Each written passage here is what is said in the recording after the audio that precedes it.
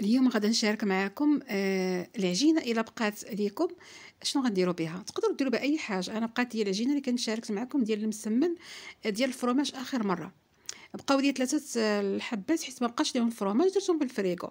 انا قلت غادا ندير بيتزا وغادا نجبد هذيك العجينه اللي شاطت ليا. غادي نزيد مع غير كاس ديال الدقيق. هذا ديال كاس ديال الدقيق مخلط ما بين الفينو والفورز. كاس ديال العنبه. وغادا ندير الماء من طبيعه الحال الماء دافي. غادا ندير شويه زيت العود. العجينه ديال البيتزا اللي كنديرو كاملين. شويه الخميره. كل واحد شنو كيدير كي كيبغي يدير السكر. انا بعض المرات كنت كندير ولكن هاد العجينه سبيسيال ما كيديرش فيها السكر. والملح من طبيعه الحال والماء دافي كما قلت لكم في الاول. الخميره الملح الزيت والدقيق. هو اللي زدت الدقيق كاس ديال العنبه. صافي كندير هذاك الكاس ديال الدقيق وغادا ندير شويه الخميره. ما نقويش الخميره عاوتاني بزاف. ديك المعلقه اللي كتكون صغيره عامره بحال هكاك. ومعلقه كبيره ديال زيت العود والماء باش غادا نعجن هاد العجينه ديال هاد البيتزا هادي. كتكون مطلوقه نيت كما كتشوفوهم. فاش كيعجنوا البيتزا كتكون العجينه دائما كيستعنوا زعما كيديروا الدقيق بزاف. كيديروا واحد الكميه كثيره ديال الدقيق باش العجينه ما كتكونش، حيت العجينه كتكون مطلوقه بزاف. صافي العجينه جمعتها ما دلكتهاش، غير جمعتها خلطتها مع هذاك العجينه اللي كانت صافي وخليتها مطلوقه بحال الشكل ديال الشيار. غنقول لكم بحال الشكل ديال الشيار. صافي كندير معها شويه زيت العود وغادا نغطي عليها. هاد العجينه هادي درتها في الصباح. الا باتت كتجي اكثر رائعه. الا باتت ما كيبقى لها حتى شي حاجه ولكن تكون في الثلاجه. انا درتها من الصباح، قول حسبت لها 7 السوايع بحال هكاك. في العشيه ملي بغيت نوجدها نعمرها جبدتها من الثلاجه. صافي دابا غطيت عليها ودرتها لتحت في الثلاجه.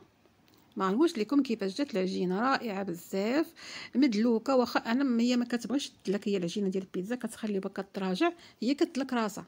شوفوا كي كتكون العجينه مبوق دوك البويقات فيها زوينين. المهم كتبان لكم العجينه راه هي هذيك زوينه رائعه بحال مدلوكه. كنخرج منها داك البرد اللي كيكون فيها.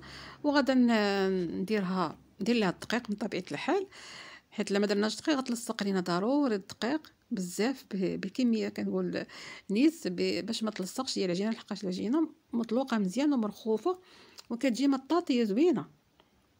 كتشوفوا الصحاب اللي كيديروا بيتزا كيعجنوها وكيبقاو يلعبوا بها. راه بحال هكا كاين العجينه قد ما بقات بزاف وخمرات وبقات في الثلاجه وبقى عطينا واحد الوقت هي كتبغي تكون خامره. صافي دابا غادا ندير ليها نخليها تراجع باش تجيني في التكراس ساهله ندير فيها كما بغيت. كناخذ واحد الكميه عاوتاني ديال الدقيق وكنقرص هاد القرصه اللي انا درتها ديال البيتزا. راه قرصه نيت خبيزه. المهم انا كتعجبني هاد البيتزا هذه اللي كتكون دابا بزاف الناس كيشريو العجينه واجده مخبوزه كلشي كيبغيو زعما باش كيسهلوا عليهم. ولكن اللي كيكون في الدار من الاحسن يدير داكشي بايدو زعما باش كتجينا. اذا كانت بيتزا بحال هكا عائليه بحجم كبير راه ما كتاخذش واحد الوقت اللي هو كثير بزاف. كتجي ساهله. المهم كتوجدوها الصباح كتعجنوها في العشيه كتجبدوها كتقرصوها ودغيا كطيب ما كتعطاش بزاف. المهم انا كنقرصها درت الورق ديال الزبده باش غنهزو نحطو في الطاوه، حيت ما يمكنش غادي نقرصها. انا بغيت بهذه الطريقه هذه كتجي بيتزا بحال الشكل ديال اللي كنشريو من برا. غير هما كيطيبوها داك الطياب كتجي بحال محروقه بحال هذاك هو السر ديالها. المهم الفران ديال الدار كتعرفوا بانه كيطيب عادي بحال كيما كنطيبوا الخبز وداكشي. المهم كتجي بيتزا زوينه العجينه ديالها زوينه. لاصوص راني مشاركه معكم 100000 مره. راه عندي بزاف سنه بيتزا الانواع درتها في القناه عندي. لاصوص كناخذ مطيشه كنديرها مع شويه الثومه ورقه سيدنا موسى كنديرهم يتسلقوا وكنطحنهم.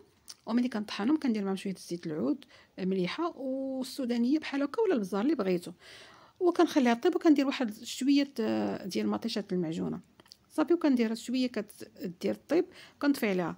هنا درت البصله عاديه، البصله الفلفله والثوم والزيتون. هذه هي الفلفله المغربيه المعروفه اللي كيديروها كاملين. وهذه هي البيتزا اللي كتعجبني انا بزاف. المهم كتجي زوينه. الفرomاج خديت ديك الكره هي اللي درتها كامله في هذه البيتزا هذه. الفلفله انا الفلفله كناخذوها بحال هكا كتجيبها الوالده كتجيبها كثيره كتغسل وكتنشف وكنقطعوها بحال هكا طريفات. ملي كنبغي نجبدها كنديرها في التشرميله ولا في البيتزا. وواحد العلبه ديال الطون ديال الزيت بطبيعه الحال المهم يدينا كتكون سخيه على هاد البيتزا هذا. هي راه ماشي كتبان لينا، راه واخا هذا كبيره ما كتجيش ديك كبيره بزاف. ملي كتقطعوا هذا يلا يلا بحال كان لأربعة الاشخاص كتجي كافيه لهاد البيتزا هذه. تكون ايدينا سخيه في الفرماج بطبيعه الحال. كنديروا الفرماج فيها باش كتجي البيتزا ديالنا زوينه. والزيتون انا ما كتعجبنيش ديك الزيتونه هكا وزيتونه هنا، كنبغي ندير الزيتون كنبغي نعمرها بالزيتون.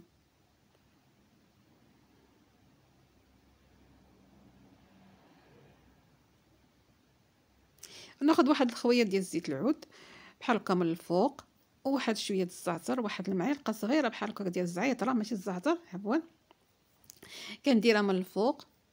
وصافي الفران ديالي راه سخون، البيتزا دغيا كطيب كتجي لوحه فنيه. متفقين معايا ولا لا؟ كتجي الشكل ديالها زوين قبل ما طيب. صافي البيتزا هي باقا سخونه كنقطع فيها بحال هكا، نقطع اطرافها باش اللي بغى يهز ياخذ تجيهم ساهله. كناخذ القطعه ديال البيتزا. انا ديما فاش كنجي نصور كتجي امي كتبرزطني المهم ما علينا. هنايا كنقطع البيتزا. ما نقولش لكم العجينه كتجي زوينه، ديك العجينه اللي كتكون مطاطيه راه كتجي في الاخر طيبه وكتجي رطبه بزاف مفشفشه، ما كتجيش غليظه. واخا كيبان لكم هذاك الجنب من تما غليظ، راه كتجي رطبه بزاف. صافي البيتزا كما شفتوا الشكل ديالها كيجي رائع زوين بنينه. الاهم هو كتجي بنينه كتجي زوينه.